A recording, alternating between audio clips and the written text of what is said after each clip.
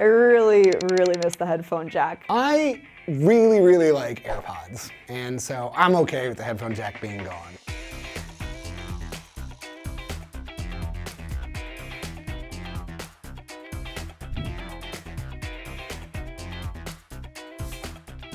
So I have a headphone jack now, so I'm really smug about it. I switched from iPhone to Android. It wasn't the #1 reason that I decided to do that, but the headphone jack was important to me. Now I have to have this stupid dongle that I've lost literally 3 times in order to listen to my music, and I'm not buying the whole AirPods thing. I refuse. I mostly use Bluetooth headphones, so it's actually not a huge impact to me, but still isn't an irritation. If my headphones were dead and I also wanted to charge my phone, I could never do that, and I don't like being in that situation. It's just the security of knowing, okay, if it did fall out of my ears, it's not gonna go rolling down the subway or something. It's like, okay, still attached to my phone if my headphones drop out. Remember how you would move your arm and just knock the earphones out of your ears?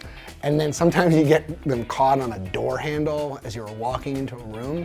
If we had to sacrifice the headphone jack to get AirPods, which I don't think is what we had to do, but if that's what we had to do, then it was a great trade. I just don't understand why tech companies want us to choose. Just give us what we want. We didn't ask for foldable screens, we asked for headphone jacks. It's so simple. We got rid of the headphone jack so that Apple could sell more iPhones and AirPods. That is why it is gone. I know that a lot of people are very upset about it, but I have AirPods, I'm good. AOL Instant Messaging. AIM was an instant messaging platform. AIM is basically text messaging before text messaging was a thing. I remember the sound of getting a notification though, that's embedded in my head. Wait, now it's ding, what was it Oh, I remember Smarter Child. Yes, Smarter Child. It got really scary. I feel like I would try to flirt with him and see if he was interested. I actually had maybe 4 AIM usernames. XXX, Pretty in Pink XX. Cole Sprouse Forever with the 4, that was me. Cheer Diva Al12. I wasn't a diva, I don't know why, that was part of my screen name. Fire Sparks 14. Sweet Chick 130693. And then I was also Bolts999. Swordscape 40, because that was the name I used for RuneScape. Joe Jonas Lover, 1996. And I would leave away messages, depending on who he was dating. I'd be like, I don't like you, Taylor Swift, or I don't like you, Demi Lovato. Something ridiculous, as if they would see my AIM away message. If a boy liked me, he would write Danny, heart, heart, heart, as his status so that everyone knew. Insert whatever emo song was popular when I was 12, and that was definitely part of it. People really express themselves with their away messages. At my school, it was really important that you put in all the names of your friends that are in a clique. What was it, buddy lists? It was best friends, friends. Oh yeah, I moved people off my best friends list to the friends list. And sometimes, they would let a girl know you didn't make the cut anymore by taking her out of everyone else's AIM profile. AIM was the best way to get bullied. People would make these group chats and invite me into them, and then they would start saying nasty things. I probably catfished people on AIM. Teenage drama, friends, love, all the things were on AIM. After school got out, it's that's how you could talk to your friends. We would go home, immediately get on AIM and start talking to each other for hours. I remember that adrenaline rush, rushing back to my computer to see what my crush might have said or something like that. AIM was a key part of my adolescence. I think I met a girlfriend on AIM. It was pre-BBM, texting, Facebook messaging. It was really the first way of feeling instantly connected. Vine, rest in peace, was a very wonderful video making app, and I miss it. Rip Vine. It's just part of millennial Gen Z culture. Quoting Vines is something that people my age just can do. It was a big part of my personality, growing up in high school. I think everyone quoted Vines. Genuinely, a big part of my high school experience was going to my friend's house and spending hours watching Vines. God knows I still end up at 2 in the morning watching Vine compilations. Hey Tara, you want some? Just the spontaneity of the soda can getting tossed across the hallway and the use of yeet that proliferated culture after that. Truly inspiring. Road work ahead. Yeah, I sure hope it does. There was a very loyal fan base behind Vine and a lot of people very upset that it went away. I remember when I heard about Vine for the first time, I was like, what the heck are people gonna do with 6-second videos? Like, what could you accomplish in 6 seconds? That's so stupid. You only have 6 seconds to make a joke. Unless you're really funny, it was hard to make Vines. Well, I think Vine really challenged a lot of people to get creative and condense their humor down into such a format where everything has to matter in that 6 seconds and every joke has to land. My favorite Vine is Back at It Again at Krispy Kreme. Back at it again at Krispy Kreme.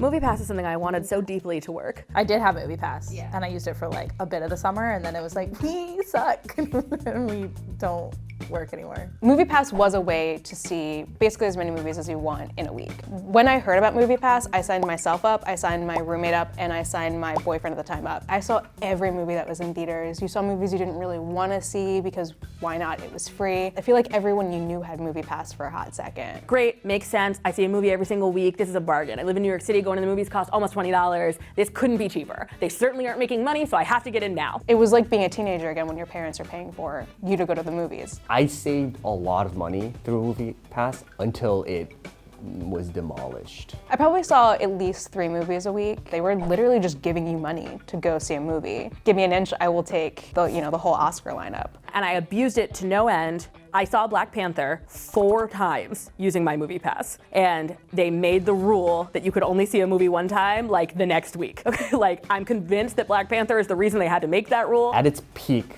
I watched every single movie in the theater. I wanted it to last forever, and even when it started to die, I clung for too long. Usually when things are too good to be true, it is too good to be true.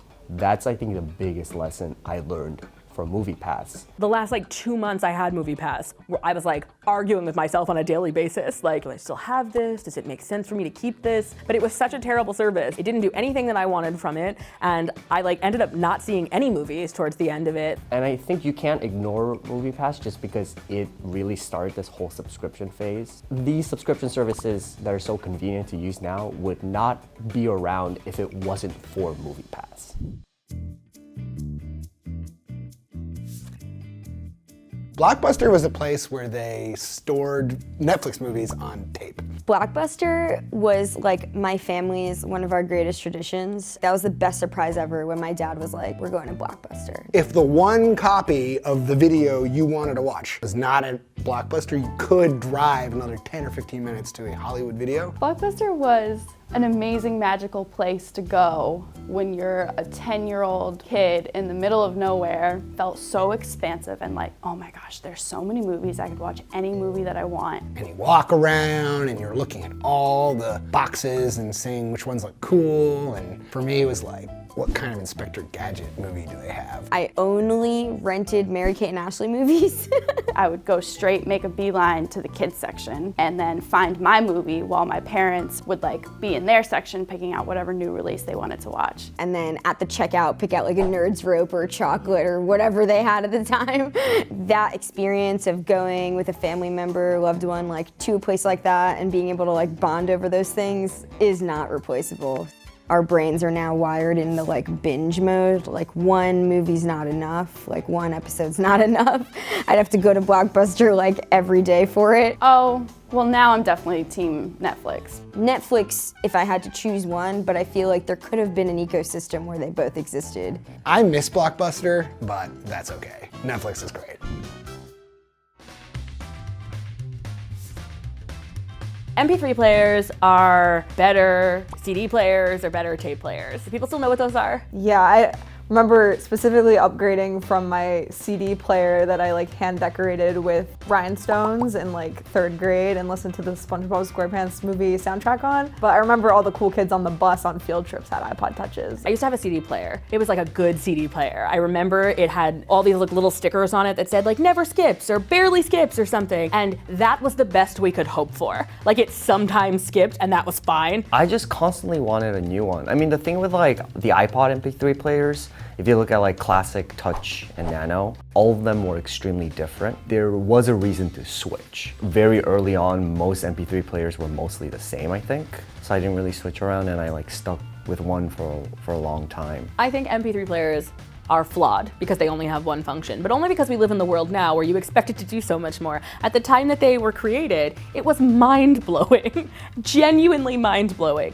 This holds all the music? And then iPhone sort of made every MP3 players useless.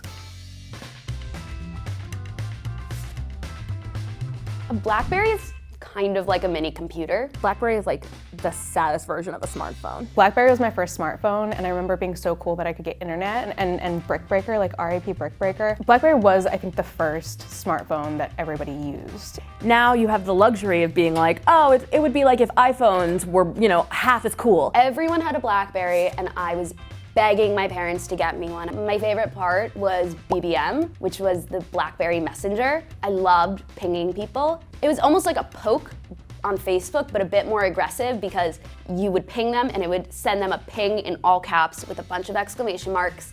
And to this day, I still text people the word ping. My Blackberry that I had in college was like the first phone I had that like did anything other than make phone calls. Like it had a full keyboard and like honestly what feels now like the world's tiniest screen, but at the time was huge. It was amazing. I was like, I'm basically like a Wall Street hedge fund manager because I have a Blackberry. I can answer emails and send text messages. I'm so chill. I'm gonna wear this blazer to class and everyone's gonna know I'm fancy. Insane.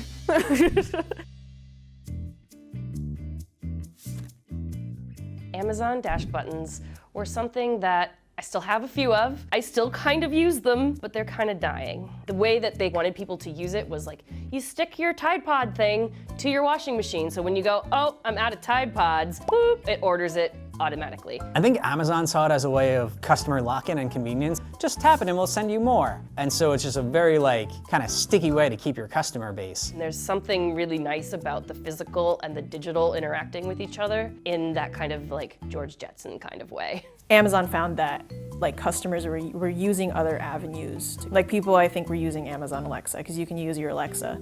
People were also using the subscribe and save option. Opening the app or opening it on a web browser is super easy. This is just one extra easy step, and I like easy.